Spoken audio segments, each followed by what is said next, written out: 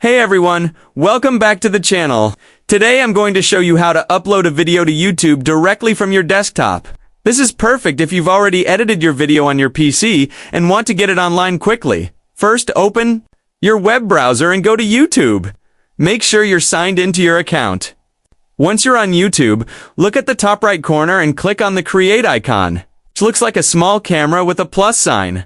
From the drop-down menu, select Upload a Video. This will open the upload page. Here, click Select Files too. Choose the video from your computer that you want to upload. Once you select the file, YouTube will start processing your video automatically while your video is uploading. You can add a title, description, and relevant tags.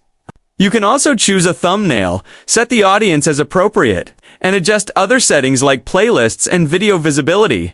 Once everything looks good, click Next to go through the video elements and checks. Finally, when you're ready, hit Publish if it's public, or choose the scheduled or private options based on how you want to share your video. And that's it! Your video is now live on YouTube. If you found this tutorial helpful, make sure to like the video, subscribe for more YouTube tips, and hit the bell so you don't miss any of our new content. Thanks for watching, and I'll see you in the next one.